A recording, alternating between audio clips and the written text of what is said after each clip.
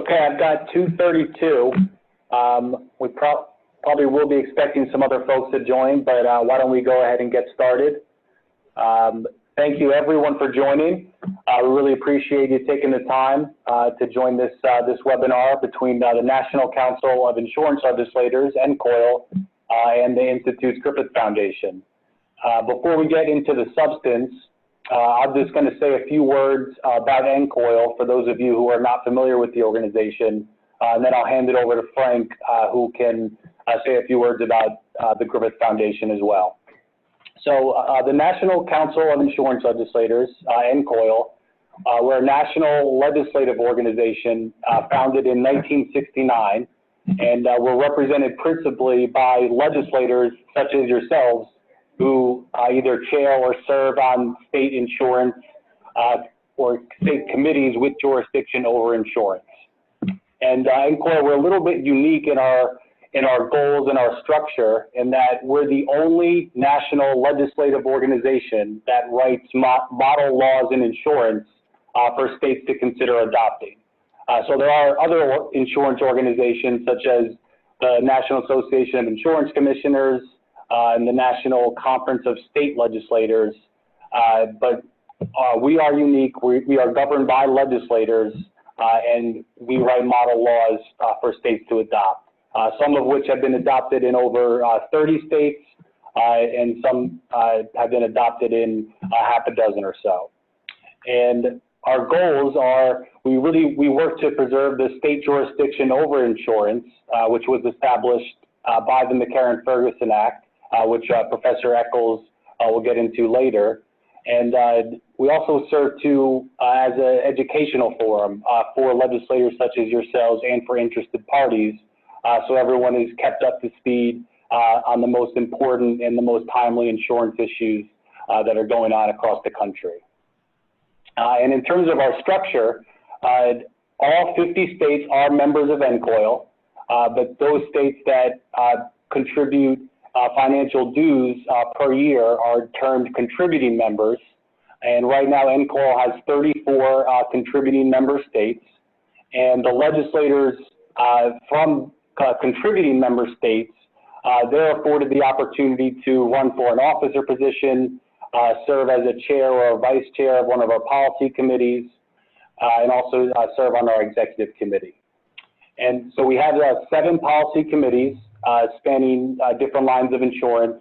So we have a health insurance committee, a life insurance committee, property and casualty insurance, so on and so forth. And the majority of our work goes into planning 3 national meetings per year. And at these meetings, we'll have anywhere from 250 to 350 attendees, anywhere from 40 all the way up to 70 state legislators from across the country, in addition to state insurance commissioners as well. And in between those meetings, our committees also meet via conference call and in the past few months via Zoom. And our next meeting is actually about a month from now, which will be a hybrid meeting. We'll have some limited in-person attendance.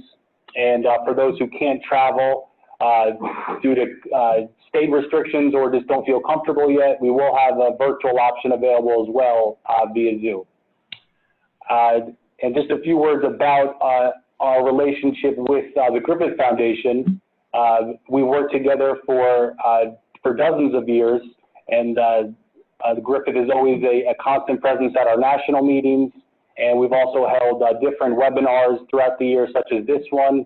And we hope to return to what we normally do in the near future, which is we can actually travel to these states and see you in person to talk about NCOIL and talk about insurance issues. So really, thank you again for joining us today, and I'll turn it over to Frank, who can say a few words. Thank you, Will. So this is Frank Tomasello, Senior Director at the Institute's Griffith Foundation. Echoing Will's sentiment, we value the decades-long collaborative relationship that we've had with NCOIL. It's a pleasure to be with you today and present today's program, which is titled Insurance Fundamentals, the State-Based System That Governs the Industry. A couple of comments before we begin. First and foremost, during these challenging times, on behalf of all of us, both at NCOIL and the Institute's Griffith Foundation, We express our sincere wish that you and yours are staying safe and healthy. For those unfamiliar with the Griffith Foundation, know that our organization serves public policymakers and their staff members. We do that by providing nonpartisan and non-advocative programming on both the fundamentals of insurance and also on emerging risk management issues. And in keeping with our mission, today's program will be strictly instructional in nature. It does not support a position on any issue. In the hour ahead, we'll explore the history and the evolution of our state-based system of insurance regulation. We will consider various approaches to the regulation of insurance product approval, and we'll also allot some time for a question and answer segment. Leading us through this exploration, it's a great pleasure to have Professor David L. Eccles of the University of Georgia with us. The professor joins us today from University of Georgia, where he serves as a professor of risk management and insurance.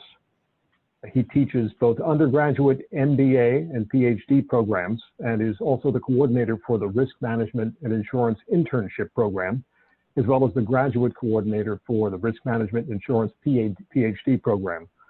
Prior to joining the faculty in 2005, Dr. Eccles was on faculty in the Department of Finance and Quantitative Analysis at Georgia Southern University. And he was 3 times awarded the Les B. Strickler Innovation and Instruction Award by the American Risk and Insurance Association. Many of you will recognize them by the acronym ARIA. And he's been the recipient of ARIA's small conference grant as well. Professor Eccles received an undergraduate degree in risk management and insurance and finance from the University of Georgia. He received an MA and a PhD from the Wharton School at the University of Pennsylvania, where he was also the S.S. Huebner Fellow. While at the University of Pennsylvania, Dr. Eccles was also a Sloan Fellow at the Wharton Financial Institution Center. If you want to learn a bit more about his research interests and background, we would direct you to terry.uga.edu. Professor, thanks so much for joining us today. We look forward to your insight and your expertise in the hour ahead. There is a lot of ground here to cover. We have limited time to do so, so where would you like to start? Yeah, thanks, Frank. After Frank's always very nice introductions, I feel like I have to ask for no autographs, but he certainly made me sound fancier than I really am. I'm an insurance professor here at the University of Georgia. What we will talk about today is, again, as Frank mentioned, just sort of a brief history of insurance regulation, as well as what insurance regulators do. We will obviously not have a chance to talk about everything in as much detail as you would like. You know, a lot of these things, if not all of them, we could spend a day on. We certainly don't have time for that as well. I would also like to say, just from a housekeeping standpoint, if you have questions, ordinarily when I'm giving these kind of talks, I prefer a lot of questions. If you have questions along the way, please don't hesitate to ask them in the chat. We have allocated some time at the end dedicated for questions, but if something comes up along the way, please do let me know. Frank and will be looking in the chat and let me know if there is a question there. So again, as Frank mentioned, sort of just the general roadmap, we'll be working through talking about a little bit of the history, and then just briefly mention how the federal role, what the federal role is in insurance regulation or in the insurance marketplace, really, as it turns out. And then we'll talk a little bit about specific organization, the NAIC, which again you probably are familiar with, as well as what the regulators do on a sort of a day-to-day basis. So let's just sort of give us sort of a quick history. First, let me be clear that I'm not a historian, nor am I a lawyer. So a lot of the insurance regulatory framework is actually informed by things that were happening in the U.S., at least in the U.S. In the early or mid to late 1700s. The regulation was sort of the late 1800s for some Supreme Court cases. So we'll talk a little bit about them, but again, I'm not a legal scholar, so if you have specific questions about jurisprudence, then maybe Frank can help us with that. But insurance in the States actually got started by Benjamin Franklin, believe it or not.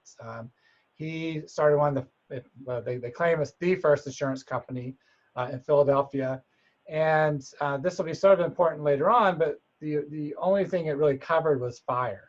So that was sort of the primary concern, at least the property owners. And in fact, they connected the insurance with the fire brigade. So if you hadn't, they had these sort of private fire brigades, and if you bought the insurance, then you got access to those firefighters. And so it was very much connected actually to the insurance aspect as well as the actual fighting of the fire at the time. So that was again in 1700s, and of course at that point it was sort of whatever you wanted to do was fine, and in terms of writing policies and charging. New Hampshire actually was the first state to actually have an appointed or have a commissioner of insurance that tried to sort of oversee the ongoings of the insurance industry in the state. And then, as that was in sort of the mid 1800s, not much later than that was sort of the first and really sort of probably the most one of, McCarran-Ferguson was a big deal, as we'll talk about in a second, but this is probably what set the base for that McCarran-Ferguson eventually was this Paul versus Virginia. And the Supreme Court in this case said, well, insurance is not, quote unquote, a transaction of commerce, that it's a contract of indemnity. And you probably come across this when you deal in insurance products. And the idea is you're not really buying anything in some ways, that you're just trying to be indemnified or have your original state replaced from after an accident. And so in that way, they sort of thought or said it wasn't, again, quote unquote, commerce. And so what this importantly allowed was for the states to do whatever they wanted to do when it came to regulation and importantly, taxation of insurance companies. And then not too long after that, this sort of what eventually became the National Association of Insurance Commissioners was formed under the name of the National Insurance Convention. The idea for the NAIC, as we'll talk about a little bit later, is that it's this sort of group of the state regulators that sort of try to have a little bit of consistency, or at least are a sounding board for regulations. But to be clear, all states are regulated differently, and we'll see some very obvious examples of that later. And they have their own autonomy with respect to insurance regulation, again, for the most part. And so this was sort of the first sort of working group, if you will, to sort of to have some, if not consistency, at least some discussion amongst the regulators as to what they were doing. And then about 100 years, so not quite 100 years later, these Paul versus Virginia sort of tested, Paul versus Virginia was tested by the US versus Southeastern Underwriters Association. And here, what happened was, while it wasn't sort of a complete reversal of Paul versus Virginia, what they did say was that, well, actually, if the federal antitrust rules and laws are actually going to apply to at least the interstate activities of insurers, or they could apply, I should say.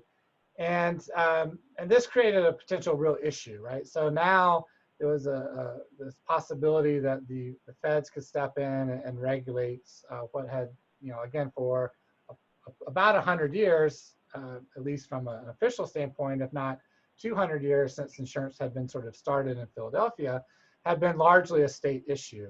And so it's probably not too surprising then that probably at the behest of some state regulators and insurance companies, that the McCarran-Ferguson Act was enacted in 1945. And what this did was essentially grant insurance companies an antitrust exemption. And so it said, while it might well be interstate commerce, we're going to allow the states to continue to regulate, and again, we'll probably more importantly, tax the insurers in the course of insurance business anyway. Of course, it wasn't a blanket antitrust exemption, but at least for the business of insurance. Over the, since 1945, so for about 200 years, there were a couple of big things. Since 1945, in the last, close to 100 now, 80 or so years, there have been various congressional challenges, I would say, some of which have resulted in some federal rules, maybe with risk retention groups or captives. So there are a handful of sort of ancillary issues that are out there that are dealt with and that Congress has dealt with. What has also been the case, was that with some of these challenges, the federal role has, there's not really a regulatory role, I would say, but there is at least some oversight. So in the late 1900s, with the Gramm-Leach-Bliley Act, what this did was this basically allowed banks and insurance companies and really whoever to create what they called a financial holding company. And what this said is that banks and insurance companies could be partners. Previously, they couldn't be, where they couldn't be sort of owned by the same company. And the feds, of course, oversee banks. And what this started, the question was, well, are they also going to be regulating insurance companies? And what sort of it came down on, or sort of the rules of the Gramm-Leach-Bliley, the Financial Service Modernization Act said was, well, the Federal Reserve will still be over the banks, but the insurance subsidiaries will be regulated at the state level, even if the banks are regulated at the holding company anyway is regulated at the national level. And what you also started seeing at this point was, and what is always sort of a problem, and this will be a little bit highlighted, I don't know if problem's the right word, but an issue for insurance companies, especially national insurance companies, is that with 50 states and District of Columbia and Guam and Puerto Rico, you actually have 55 or so different jurisdictions. And if you're writing insurance in those jurisdictions, then that can be somewhat of a burden in terms of managing all the different regulations. And so they're sort of starting in this late 1900s with this sort of interest in what they call the OFC, or the Optional Federal Charter, which still is not in place, but I think there's still sort of a small but probably slightly vocal group out there that's interested, particularly the bigger insurers that are operating in multiple jurisdictions, that would like to have some sort of one set of rules that they could follow. But as of now, that's certainly not the case. And there's of course advantages to that, but also costs to that as well. So it's not obvious that that's better for anybody, but there is interest. More recently, of course, the Consumer Protection Act, which we know is the Dodd-Frank Act, created sort of two monitoring type roles for the federal government. The first was insurance specific, the Federal Insurance Office. So what this did was this sort of allowed the federal government to sort of, again, just sort of monitor or have oversight into the insurance industry as a whole. It did not create any sort of specific regulatory requirements or any purview for the federal government. The Financial Stability Oversight Council was more for all financial institutions, but insurance companies would fall in that too. But the idea is, again, that there would both be, have some sort of oversight potentially for insurance companies. And then, I would be remiss if I didn't say, didn't note federal insurance programs or policies that are out there. So the NFIP, the National Flood Insurance Program, is obviously something that's really important and something that gets a lot of press, particularly when there's hurricanes bearing down in Texas and or New York, wherever the case may be. Crop insurance is a big program that the federal government provides for farmers. The ACA, of course, with the Affordable Care Act, was something that was, these are all sort of federal provisions of insurance, essentially, or the ACA is actually a set of rules for the government for the provision of health care. Yeah, so there are all sorts of those little things around as well. So the federal government is certainly involved in insurance, though not specifically the regulation. Though, the ACA, there is some regulatory issues here, To be fair, what I'm mostly focused on today are be property liability issues. So when it comes to health, it is a little different, and there's this sort of course, the ACA now has some very specific rules for federal government for all insurers in the states. Okay, so I'm going to shut up for one moment and ask if there are any questions so far, anything that's not clear you want cleared up. So David, thank you for your opening comments and walking us through that history and evolution. Two questions for you come to mind. First and foremost, is it fair for the benefit of our audience? Is it fair to say that essentially since enactment of McCarran-Ferguson, the general proposition, insurance legislation and regulation really sort of operate in largely a state-based system, with the exception of a few of the caveats you just talked about on the federal side? Is that a reasonable sort of summation? Yeah, that's right. And if I wasn't clear about that, I apologize. But yeah, certainly that it started as a state-based regulatory environment. There was sort of a challenge there in the early mid 40s, and then very shortly thereafter with McCarran-Ferguson, sort of cleared up that this was a state-based issue. The state had the oversight of the regulatory, particularly on the property liability side. And then, other than a few of the very specific things that we mentioned that are typically not, well, the ACA is the big one, but that's a health insurance issue. And of course, Social Security, those are all insurance programs. So I'm ignoring those two here. Again, more of a personal type risk and not something that you're buying on a day-to-day basis.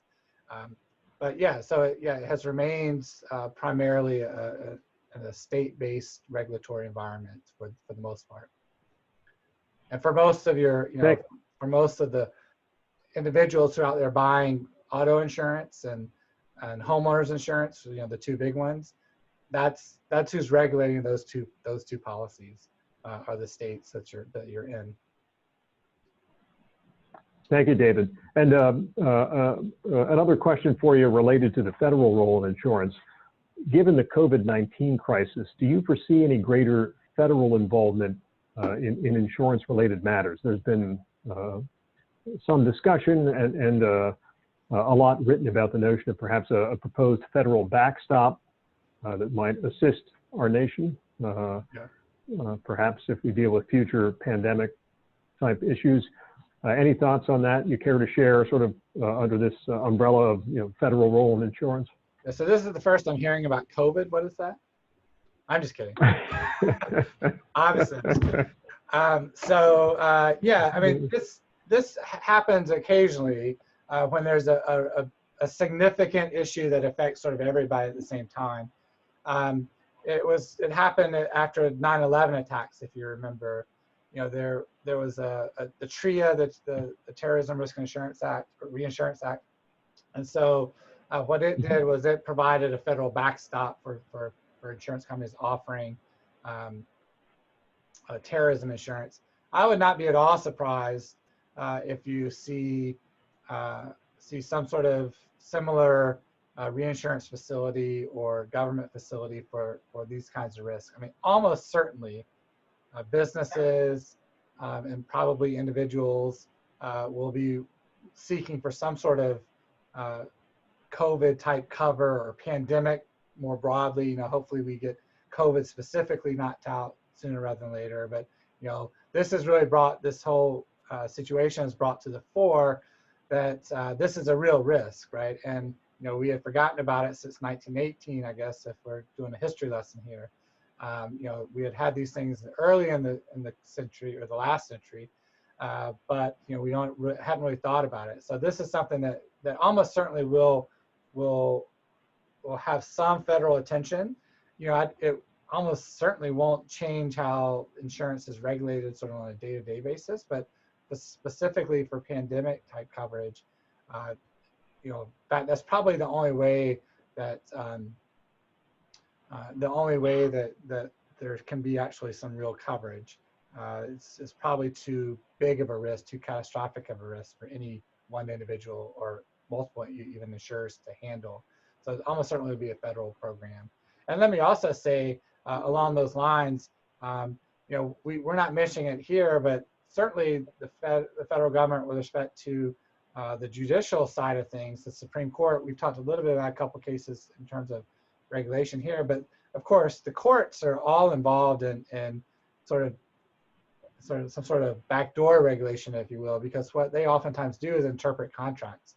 So the big issue with the pandemic right now is with business interruption claims, and a whole host of businesses that are, you know, seeking coverage from their business interruption policies for COVID, which are not covered, though they're not always explicitly excluded, but they're typically excluded. And so you're going to see a lot of court cases emanating from COVID, from that in particular. And so in that way, you know, there is another federal involvement is via the court system too, sort of oftentimes interpreting the policies themselves or the specific circumstances around a loss. Thank you, David. And when you mentioned business interruption, immediately what came to mind is our friends at NCOIL, and perhaps Will may want to speak to this, but if memory serves, some time will be devoted at the upcoming NCOIL meeting in late September to work through a number of those business interruption issues and explore some of that as well. So I'd imagine NCOIL folks will have a chance to delve more deeply at the NCOIL meeting into some of those issues, Will. Yeah, absolutely. We'll have an entire session dedicated to this issue. Just real briefly, as Professor kind of alluded to, is there have been some federal proposals out there that's similar to the Terrorism Risk Insurance Act that would serve to have a federal backstop if any future pandemics arose in the future. And then there also have been some industry proposals that basically the industry has they've kind of pushed back at whether or not they should the industry is the proper forum for coverage for these type of things. And obviously, as you can imagine, the debate between the policyholders and the industry has been pretty significant the past several months, and it will go on for probably years because, as Professor noted, there will be a lot of litigation around these policies, and there already has been, frankly. So this is going to be an issue that we will be continuing to monitor until a proposal is finalized. Okay, those are a couple good questions, Frank. I'm glad you're paying attention. That's nice. Anything come from the audience there that I can't see? Are you ready to move on? Okay, we'll do that. Again, feel free to stop me if you have any other questions going forward. One thing I also really want to point out is that while what we're talking about here is sort of broad strokes regulation at the state versus federal level, even within the states, there's been sort of a change in how insurance was regulated. So as an example of this, again, this is strictly a property casualty discussion or property liability discussion. This would not apply to life insurance. So life was completely separate. So you could be a life insurer too. But in the sort of the early days of the regulatory environment, insurers really couldn't do what they do now. So you know, you go and buy a homeowner's policy from State Farm, and they can also sell you an auto liability policy, a personal liability policy, an umbrella policy on top of that. If you had a boat, they could sell you a watercraft policy. But in the early 1900s, that actually wasn't the case. So in general, this wasn't true across every state, but in general, insurance companies could only write one of three, what they called general lines of business, and that was fire, casualty, or marine. And so, you know, you couldn't do all three. And the rub here was that marine insurers were generally not regulated as stringently. So the fire and casualty insurance companies were more of the, you know, what you think about, of course, there weren't as many cars back then, but you think about your homeowners and auto, and then marine was almost all commercial. right? And so with most commercial lines, you know, the regulators, even to this day, tend to say, well, you know, good luck, you're on your own, you're a sophisticated buyer. So we're not going to have too much oversight here, but we're going to protect the individuals, the people that don't know anything about insurance, that are just have to buy auto insurance for their, so they're able to drive. So at any rate, even within the states, there was this sort of change where you couldn't do everything. And what happened here was that these marine insurers were able to take advantage of this a little bit. And they were able to offer all sorts of products that ended up being very broad and ended up competing with the fire and casualty companies. And they could insure different types of risks. They could insure different perils. And what this ended up being called was inland marine. So you had these inland marine insurers that would cover more than what the name would suggest. It wasn't just some sort of marine base on a pond or a river, but they were insuring, you know, transportation, trucks, moving goods to and from places. And this really broadened quite a bit, and sort of the standard market, the auto market, or the homeowners market, was sort of getting pushed out by some of these marine insurers.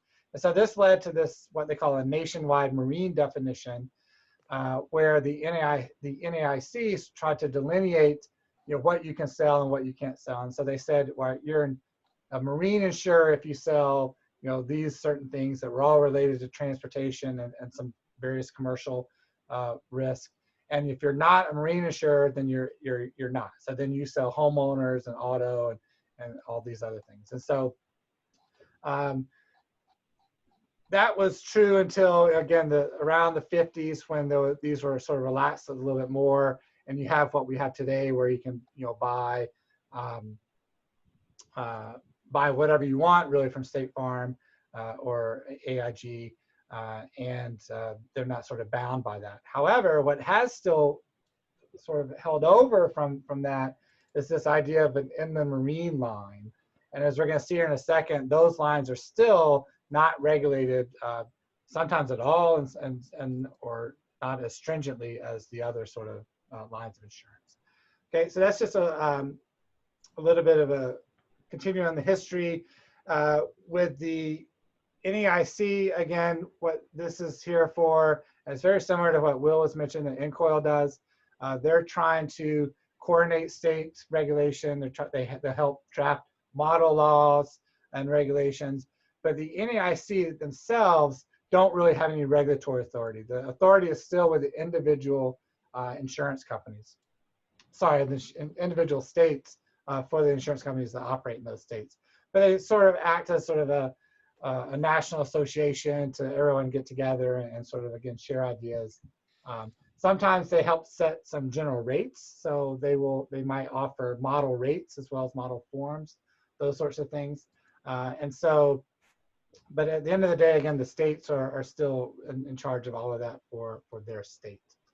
So what does a state regulator do? Well, here's a whole list of things that they do.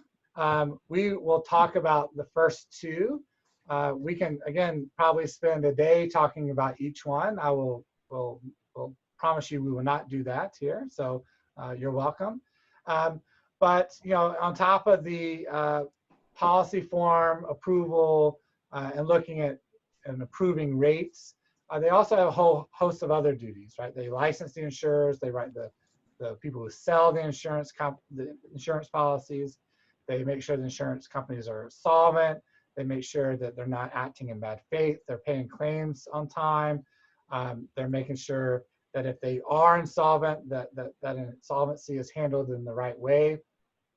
And then they just sort of generally let people provide the information to the consumers and to the markets as to what insurance companies are out there, what they're doing, how well they're doing, what the rules are, those sorts of things. So again, we're going to focus on sort of the top two on this list today. But you know, again, you got the regulators do a whole host of things that we'll not talk about today specifically.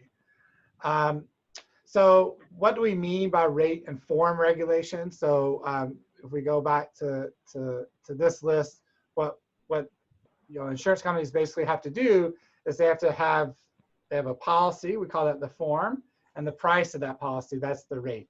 So the rate and form regulation are ways for states to oversee what is included in the policy and what they're charging for that policy. And for the most part, the regulation is done on a personal line basis. And I mentioned this a minute ago with respect to commercial lines. It's the sort of counter to that. The idea is to protect the consumer, the random consumer that doesn't necessarily know anything about insurance. The idea behind commercial lines is it's almost again like you're this sophisticated buyer, so you don't need to be protected. But the regulation is mostly for, and we'll see some examples of this in a minute, mostly for at the individual level and to protect the personal lines. And the regulation is there for many reasons. With respect to the forms, the policies themselves, they want to make sure, the regulator that is wants to make sure that the policies have the right information, that they're readable, that they have clauses that conform to other rules within the state, that they're not unfair to anyone, that if you buy this policy, you're presumably going to get your money back if the loss occurs. So they're trying to make sure that that form, what you're buying, the product you're buying, is actually a well-defined and fair product. But they're also trying to make sure that that product is appropriately priced. And this means two different things, and one way it may surprise you. The obvious thing is that they don't want insurance companies to gouge their customers, right? So that's the pretty clear issue that the regulators are trying to avoid. So the price being too high or discriminatory. But they also don't want the prices to be too low, right? And this might sound a bit strange, particularly if we're just buying the insurance as consumers. We always want lower prices, but if the prices are too low, then this creates solvency problems for the insurance company, right? So if they're not charging the appropriate price for the insurance, then they're not going to be able to stay solvent. I mean, the same way that Coca-Cola has to charge some minimum price for their beverages, or else they can't make it up on volume, right? If they're selling at a loss. And so you have to make sure that they're not only fair prices, but they're adequate. And this is the word that's oftentimes used in insurance rating, is that the adequacy of the rates is such that doesn't jeopardize insolvency of the insurance company. So what we'll talk about here are different types. So let me actually stop for 1 second, see if there's any quick questions on this general discussion, where we talk about the specific types of regulation. No? Okay, that's fine. Any questions, Will, on your side? Okay. So what I have labeled here with respect to rate regulation, to be clear, some of these, like the prior approval, will also apply to form regulation.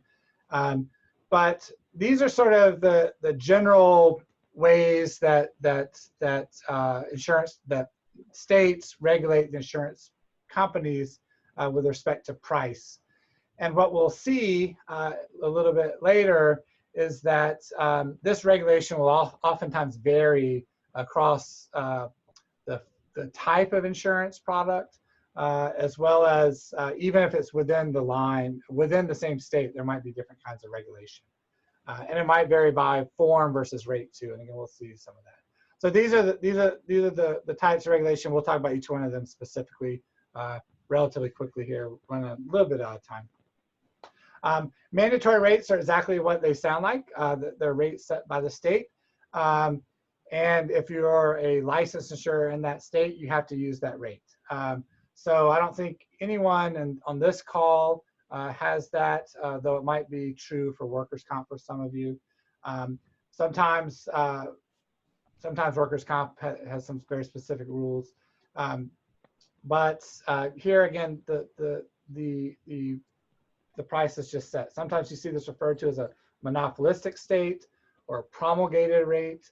But the idea is just that the state is setting the rate. You see monopolistic with respect to workers' compensation. You see promulgated when they talk about title insurance. But the idea is the same.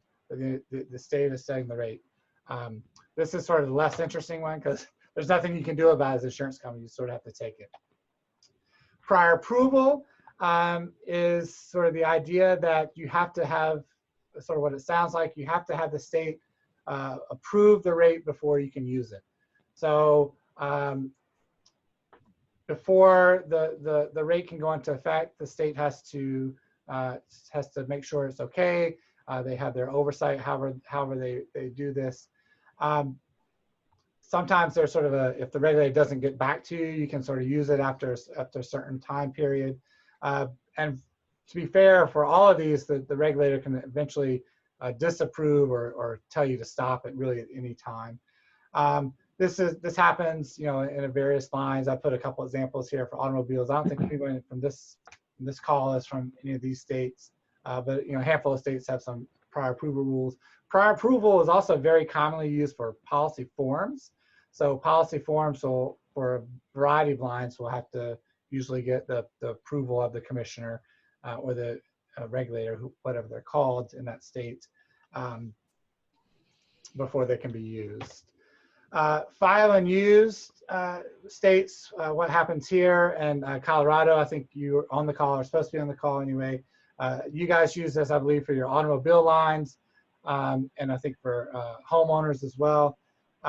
But here what happens is you file the rate, you tell the regulator what you're going to use, and then that rate is sort of analyzed eventually, maybe, but you can use it in the meantime. So the distinction between prior approval is you can't use the rate before you get approval or some period expires.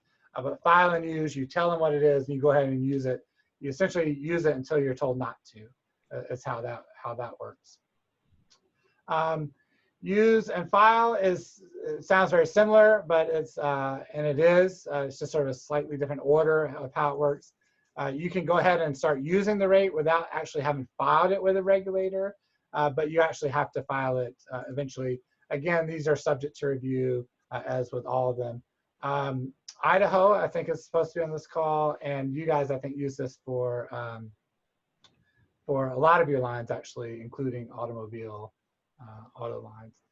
Flex rating is sort of a combination of some of these, and so what they say in a flex rating system is we may have a prior approval rule, we might have a file and use rule.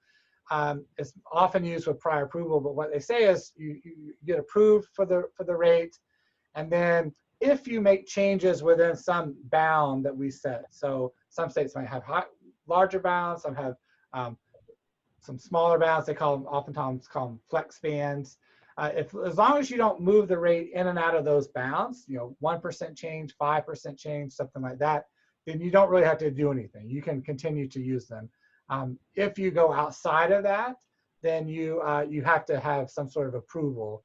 And it may well be that your bounds, have bounds themselves. So a narrow bound, you don't have to have any approval. Maybe a wider bound, you can go ahead and use it for the time being. And then even outside of that, maybe you have to get full prior approval. So this is somewhat of a combination, potentially be a combination of all of them. Alaska, I know you're here. I saw you, at least it looks like you're here. You guys use this for, I think, most of your property casualty lines, including auto. And again, as hopefully you'll see in these slides, there's 4 or so examples in each one. So pretty much every state is doing something, doing one of these. With the sort of exception of open competition. So this is not actually uncommon for commercial lines. It's very uncommon for personal lines. I think Wyoming is the only, as near as I can tell, the only state that actually allows sort of open competition, let the insurers do what they want within personal auto. And here it's exactly what you would think. It's just sort of just a regular competition subject to standard, antitrust laws out there. You can't just sort of go out and get with your competitors to set a rate. But the regulator has very little to no oversight or no say as to what that rate is. So those are sort of the main types. Let me stop there for 1 second before I wrap up. We're actually getting right here at time, so doing pretty good. Any quick questions before I sort of wrap up? So what I want to be very clear about is that, these systems, as we sort of have defined them, are a variety of systems that are used in a variety of ways. So what I have here, and let me be very clear that this is from my very quick check of the systems and the states that were supposed to be in this call. Some of your state law websites have more information than others and a better, easier to find format. So I apologize if any of them are slightly off, but hopefully it's mostly correct. But what you should see here is the true sort of variation in the regulation and the rules that you have, even amongst 4 states. So you basically have 4 states that are doing essentially 4 different things, right? There's some consistency. Colorado's using file and use for some, and so is Utah. But it varies quite a bit actually, right? And so even within these 4 states, you have a whole host of different strategies. Most use sort of some sort of prior approval for forms, but when it comes to the rate, it varies quite a bit. And not only does it vary across the state, it varies within the state. So Alaska's example, you have to have, they use the flex rating in most of the property casualty lines. They have prior approval in med mal and workers' compensation. And then there's essentially no regulation in the marine and most commercial coverages. And so, and that's not uncommon across these states. I just pick Alaska because it's the first one on the list there. But there's quite a bit of variation. I think hopefully you can see even within the state for how these policies and the prices of the policies are regulated.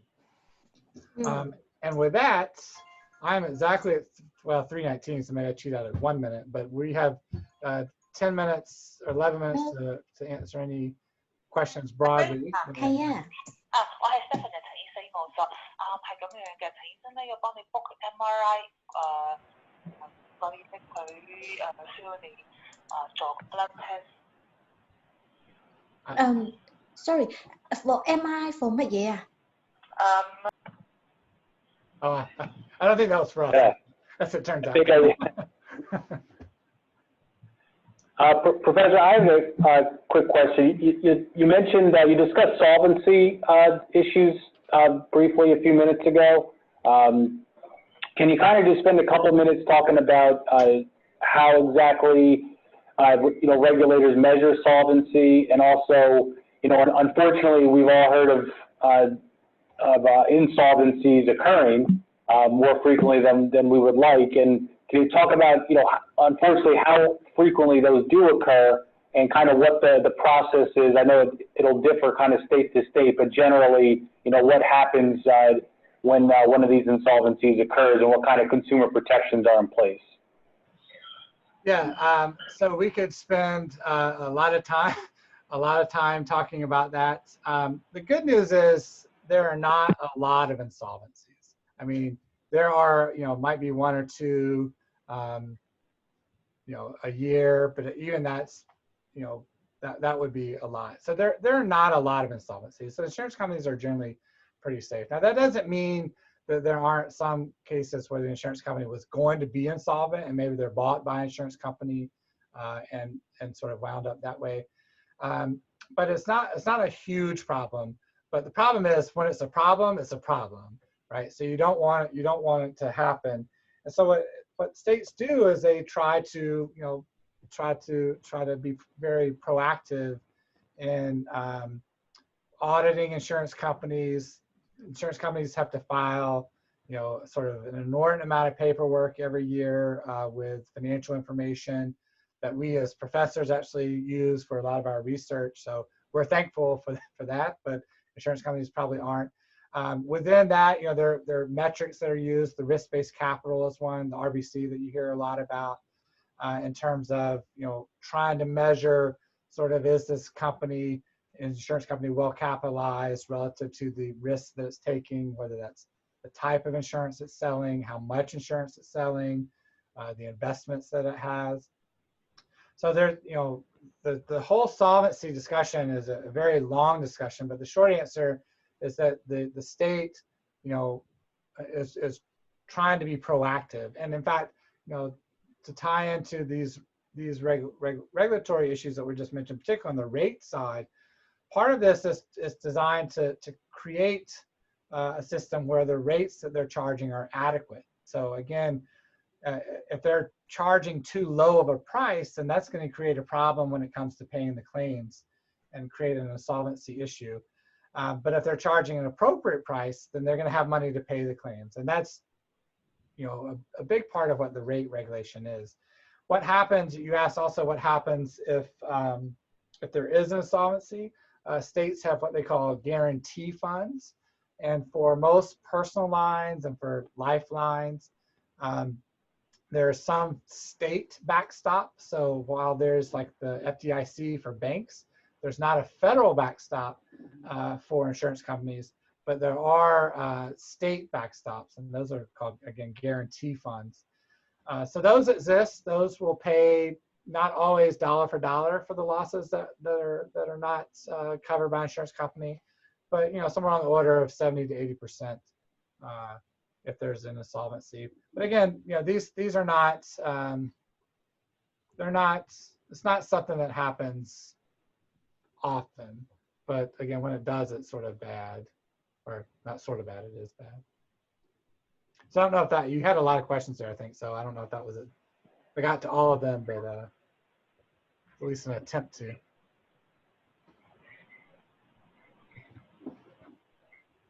Professor, if I may, to follow up on Will's questions about solvency, hearkening back to your comments about Wyoming being an open competition state with respect to rate and form,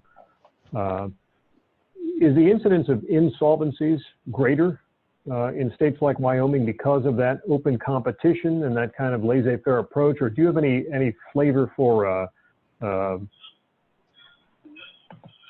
sort of rate form regulation? Yeah, to be honest, I don't know the answer to that question. You're asking, I'm essentially an economist, so you don't want to get me to talking too much about open competition versus regulation. But what's true is that these things are not done in a vacuum. So Wyoming is a physically a big state, but it's not a huge state in terms of insurance. It's not a big insurance market. Whereas like New York, on the other hand, and California, those are just sort of big states with a lot of property and a lot of insurance premiums being sold. And so they have there are different sort of strategies. And so there might be a percentage-wise more insolvencies in Wyoming, but that might be still a very few number of insurance companies. Whereas with, in New York, if there's an insolvency, it might be percentage-wise very small, but that would be a very large problem. So, again, it's not really done in a vacuum, and most don't have open competition. There's certainly companies that will stop selling lines. So again, commercial lines products tend to be more sort of openly sort of fair game. And so there are certainly companies that will stop selling that line of insurance because they're not making any money, as something's going bad there, but it doesn't normally threaten the entire company. So a little bit of a sidestep to your question, but again, to be fair, I started off the answer was I don't really know, but it's not a sort of a question that you can actually ask in sort of in a vacuum. There's a lot of moving parts there. Understood. Thank you very much. Yeah. Shifting gears a little bit, curious to get your reaction to this. It must be difficult for insurers to operate in multiple states, given that approaches to rate and form regulation vary from state to state. You gave us a good sort of walk through some of those variances in the various models. Does this create significant expense for insurers, sort of navigating these differences state to state? And if so, is that passed on to consumers, or can you just sort of provide our audience with maybe a flavor for some of those dynamics? Yeah, I mean, I think it has to be, and it has to be. So, this is, again, I think part of the argument for the big push for the optional federal charter is that it can create a burden. particularly if you're in states that have disparate regulatory environments. There's just different forms to fill out, different rules to navigate. So it's going to be more expensive. Now, that doesn't mean it's on the whole bad, right? So there are a lot of advantages to the state regulation. And in fact, the states themselves prefer this control. New York, going back to them as an example, they have very stringent regulation. Massachusetts with auto has very stringent regulation. And they would not be at all interested in having Wyoming's rules applied to them, right? And so there's a lot of, what the states view as a lot of benefit to that regulation.